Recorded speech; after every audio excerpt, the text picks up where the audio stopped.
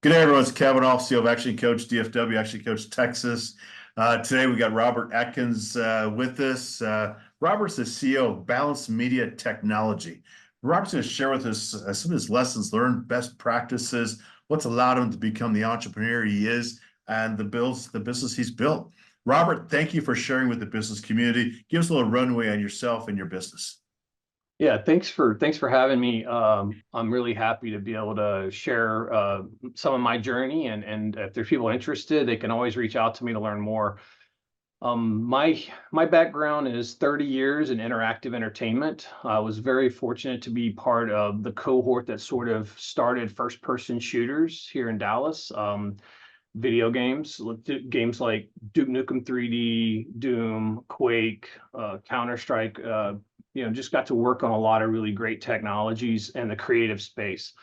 I was creative director, marketing director, business owner, and I owned a company called Ritual Entertainment. We were essentially like an art house for gaming, and so we attracted a lot of amazing talent.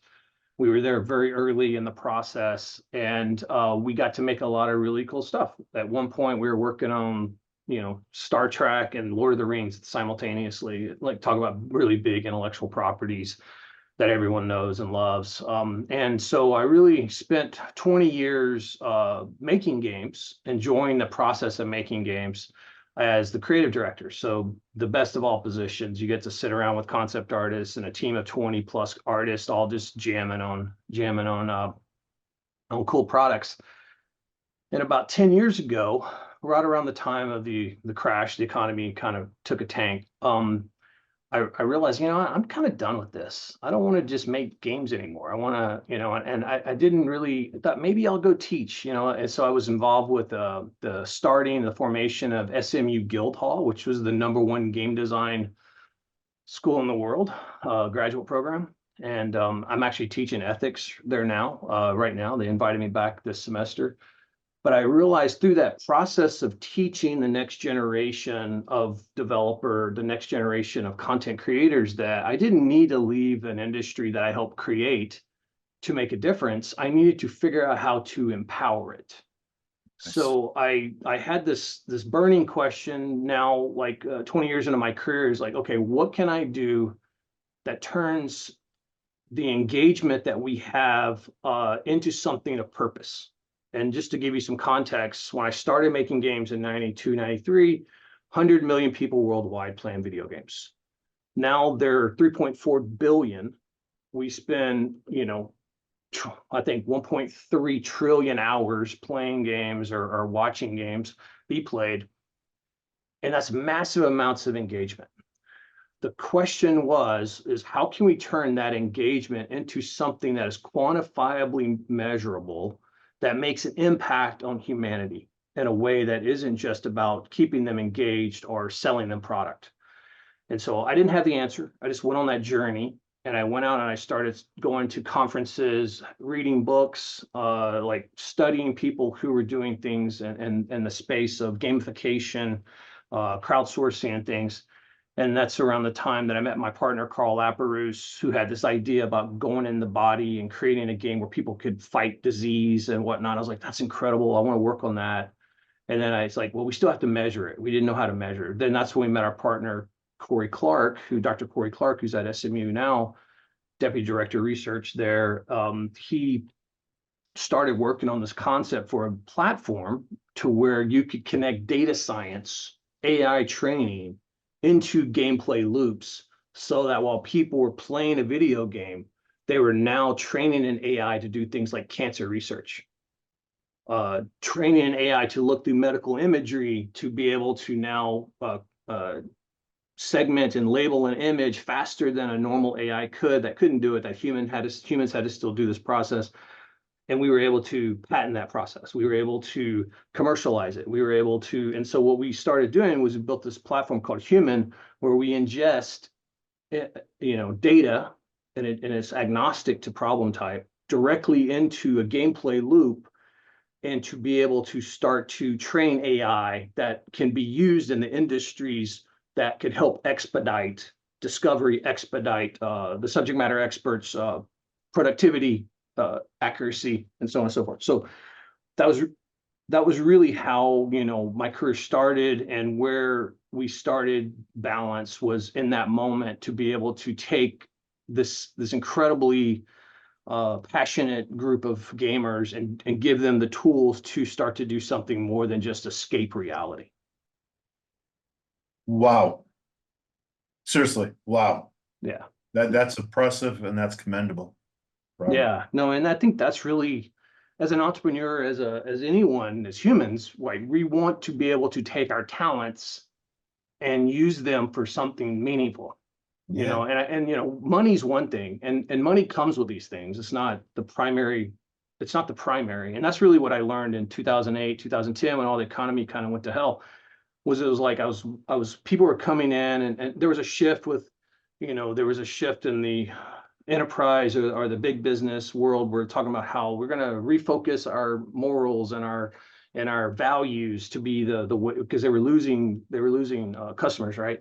So I sit and listen to all these things, and the thing that my biggest takeaway was, if I start another company, I want to be able to, one, make the impact, and I want to, two, build that into the DNA of my company, where it's not just hey, let's build a company, make a lot of money, and then take some of that money we've made and actually put it towards something we care about. Let's build a company from the beginning. Every single prototype we're building, every single product that we're developing has human impact along the journey, so that our DNA is about making impact. And guess what? Money still comes. It's not the goal. It's the byproduct.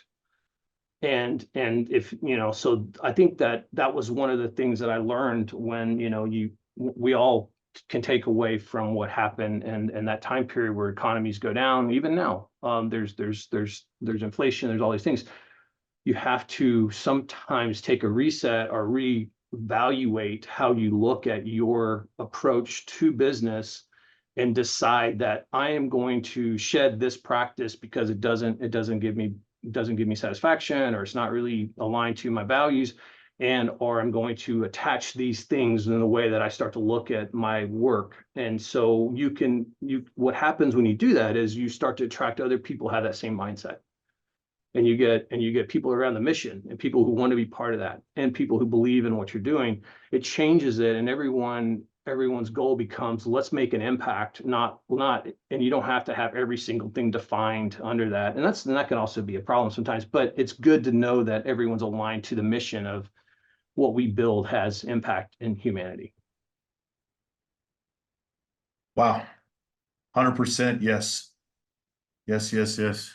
Well, what we see from the employment side, more and more of the younger folks are looking for a purpose-based business, not just a business to go get a job.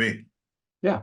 Go make a difference in the world through the business that they're part of. So Yeah, and if you can connect to that mindset early enough in your career, and that's really why when I was going back to SMU, I started going through that process of changing my mentality of how I was going to approach my career from that point, from the 20-year point.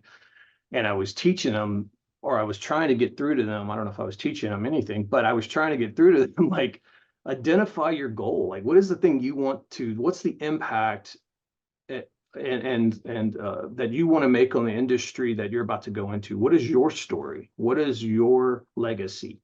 Don't wait till the end of your career to think about your legacy, your impact. Think about it from the very beginning, so that you can map that career out. I wish I would have done that from the beginning. I just went through a lot of pain and suffering to get to that point in my career where I was like about to leave. I was about done, and there's I don't think that's uncommon necessarily. I do believe when you hit that 20-year mark, probably a lot of people probably have that kind of, like, what's next thought, so.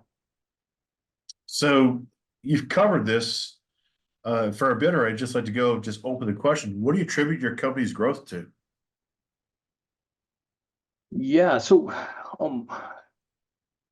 we're right at 24 people today.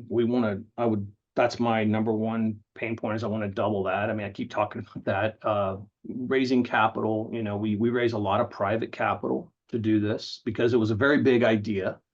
that was very abstract to a lot of people, but Yeah. we had some incredible partners. I mentioned Carl, Chris, Michael. There's a really incredible group of leaders who came on board to be able to help us raise capital, be able to help us connect to right business opportunities.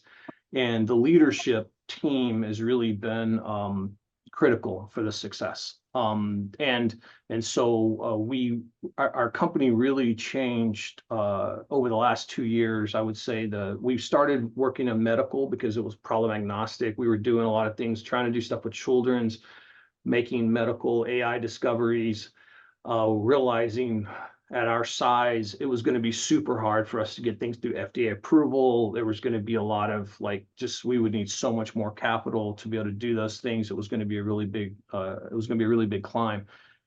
Not that we've given up on any of that. It's just what we did was we said that we looked at it as like, we have this incredible platform called Human. If our DNA is to make impact in humanity, that impact in areas that affect all of humanity, obviously healthcare, where we started, was a big piece of that.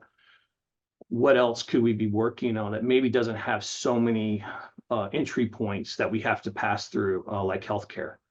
And so a lot of our founders are from South Louisiana. If you know anything about South Louisiana, it's really ground zero for climate change in our country, the impact of loss of shoreline. There's this great university called Nichols State University down there that had just announced they were building a coastal center to study environmental impact. And so we were like, we went to them and we said, listen, we would love to bring our technology to your researchers to the area in the coastal center, and to be able to then take that technology, not just help you with your research, but actually start to drive partnerships. So what we do is we take our technology into a hub, like a university, like Nichols, and we start to connect the technology not only to their data, not only to their use cases, to create tools and AI and help them with their problem solving. We want to help generate partnerships with the region. So other industries that they already have partnerships with, government agencies like parishes that they have partnerships with. And we are able to essentially bring our technology to connect all of these opportunities up in a way that's beneficial to a region. And so regional impact is how we look at our business as well. So we went to a place that doesn't have a lot of technology. You wouldn't think South Louisiana is a technology hub. We're going to make it one. Just like North Carolina has the innovation triangle around medical, we're building an innovation triangle in South Louisiana, and we're connecting it to universities like LSU, University of New Orleans, Tulane, and we're bringing a AI and technology platform to help those universities who are normally underfunded, not necessarily connected to the most state-of-the-art, or not building a state-of-the-art technologies from the ground up.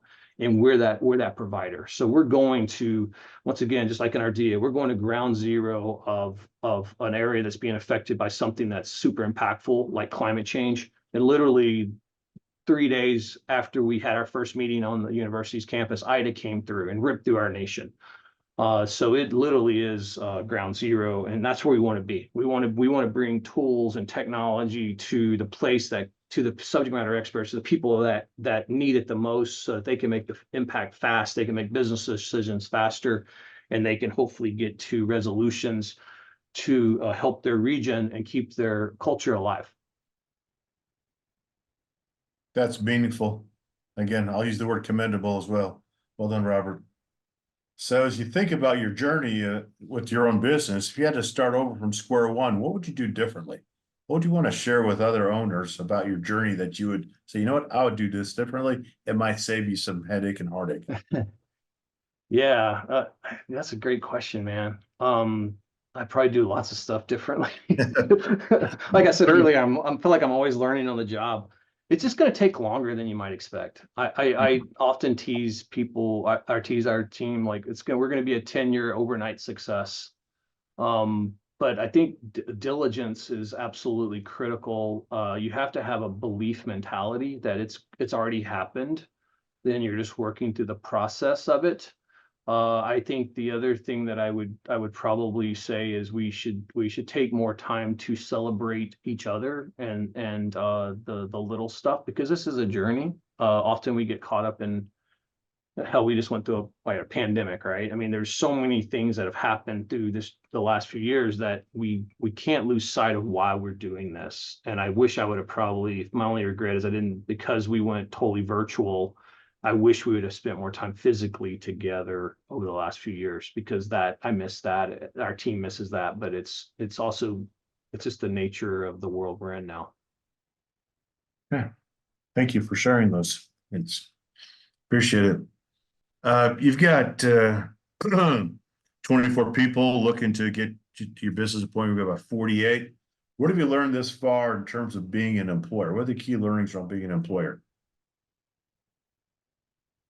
Yeah, and I felt, in some ways, I feel like I've always been because I was a developer first, and I was an employee first before I ever became an employer. I've always been employee minded, so I've always tried to take care of people, and being kind and understanding, and and I want to remain, no matter how big we get, I always want to make sure people, to me, it's people, product, those two things, you can't put one over the other, and our customer, and the customers. I definitely believe that, we have to give people the room to grow. And that's because we have to trust our team. We have great leadership. I do not micromanage people. I trust the leadership of those teams to deliver. They know the goals, and they're given a lot of freedom to be able to come up with the solutions that are driving our product. And I do believe that's critical. And so I've had to learn myself to not be in the trenches. I came from the trenches and worked hand in hand with development, and that's been the hardest thing for me, is not to be in the trenches, to actually be, at the head of the ship. And that's been a challenge, because that's a challenge for me, just emotionally, not necessarily a challenge outside of that, because I like being there, making the product more. It's more fun. Now that's yes. Great chefs, when they build a restaurant, if they're in the kitchen too much, they have a problem with the running of the restaurant, the actual operation. Yeah, absolutely. That's a great analogy. Food tastes good, but the rest of the business is not running well, and customer Yeah. experience is only part of what it could be. So, as a business owner, many times you find that there's you got the business's requirements, demands, and personal life. How do you balance those two? It's gotten easier since I work from home. But my wife is also, for me, yeah, I'm very fortunate. And my wife is an entrepreneur. She's started and ran multiple businesses on her own. She's a teacher. She's very much a Renaissance person. And so for me, I've had the fortune of being able to have a counterpart that is completely understandable. And so and I've always been a little bit of a workaholic. And my kids are older, so I'm in this window now where I feel like I can get some things done. I still have the energy, still have the drive to get things accomplished. I think that's the thing about my career too, is, I hit that 30-year mark recently. And that's really where it's like, okay, now's the time just to really take everything that I've learned, focus the time I have to focus, and really put it to good use. So I don't really have much of a work-life balance. And my best advice, we do take times and breaks for each other, but that's the thing I learned a long time ago about vacation. I make this a really hard rule, is when people ask for time off, it's their time. There's no excuse to reach out to people while they're on vacation, unless they've given you permission for a specific reason. And that's their time to decompress. Because early on in my career, I was like, I couldn't disconnect. I would just be on vacation, but I'd be thinking about work the whole time, and not resting myself. Now, I've learned to turn off everything, and when I go on vacation, I just, I don't have to think about work. I just, I can focus. And that's the thing about my career too, is, I think when I go on vacation, unless they've given you permission for a specific reason, and that's their time to decompress. And that's their time to I do my best. It's a little harder now that I'm CEO, but to be able to really focus on being present in the moment with my family, and that's really important because your brain needs rest. Hmm. Our soul needs a bit of refueling and just, yeah. Yeah, no, nature does that for me. We go to Colorado quite a bit, and we just get out of nature. That's sort of our kind of escape. I can understand. I grew up in the country, and for me, it's always great to get out there, just terra firma, just be out there amongst it. Oh Touch. yeah, man, there's nothing better than sitting around a campfire. That's just one of the best things. Or Yeah, casting a line, or those are things you just, yeah, you'll never regret that time. amen to that. That's for certain. And if Yeah. you're staying up and wake up in the morning and get the coals stirring and get the fire back going with the Oh coals. yeah. Oh yeah, man. That's Those are the things. agree. Agree. So circling back to the employees, Robert, as you look at selecting team members, what are the qualities that you seek in a team member, and how do you create a productive and enjoyable environment for your team? Yeah, hiring is one of the hardest things, right? Finding the right people. We've hired both at very experienced people and then also giving a lot of people their first jobs. We love that part. We love giving people their first opportunities. That's some of the best, most rewarding, I guess, hires, because you really feel like, hey, you want to create this environment these young, energetic people can grow in, and you want to pair them with people who have experience. So if you're fortunate enough to be able to hire at both levels, and then pair them, and then the key is for the more seasoned people to be able to mentor and allow growth to take place. And I really do believe that that's the one thing I've always stressed in my career is we don't pigeonhole people into a specific type of role. We allow them the voice to decide things that they're passionate about and things that they feel like they can accomplish really well. But we really do stress their growth, making sure they're constantly growing, giving them new challenges, not locking them into a singular lane. The other thing that we did as a company that was incredibly important to the leadership of our company was we wanted to have an employee-owned company. So we were young, people could go make a lot more money out there in the market than say a new company who has, constraints. And so we took a huge chunk of our company and put it into a pool for ownership for everyone. So everyone's an owner. And so, once you hit your 1 year mark, you vested already some of your ownership. And I think that changes mentality as well. Like if you feel like you have ownership and everyone does, then you're going to have a different mentality of how you come to work. Definitely. There's ownership at different levels, and having the true ownership equity in the business, that's a very strong motivator for many. It Yeah. really is fabulous. Last question. What are some of the common misconceptions around running a business? How do you address them? Some of the common misconceptions. Yeah, I think there's a lot of misconceptions. One, it's not all fun and games, that's for sure. It's hard work, and it's just no matter what role you're in, especially CEO. And this is the first time I've ever wore the CEO cap, and I didn't want it. My board voted me in this role.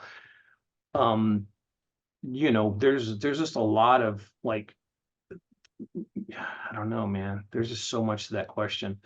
Um, people only see when you post something online, people see like, people tell me, oh, you guys are killing it, you're winning this AI award, you're winning this award, you're winning this over here, you're going to speak at TED Talk, all this. They're seeing all that stuff that you have to post because it's important, it's cool, and it's like it's memorable, and you want to like share the word, right? Oh, What yeah. they don't see is they don't see the 3 months of just grindy, like how, all these other things that, that are happening to get to that cool moment.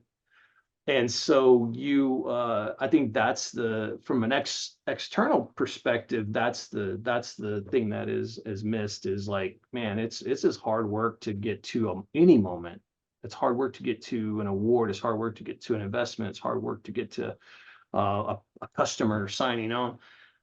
And it's just continually happening. I think when people, when people see the great stuff that's being posted, there's just 1,000 steps to get to that moment. And there's probably, 500 missteps, that got you there. So it's like, to me, it's like anyone who owns a small business absolutely understands that, and appreciates that. Yeah.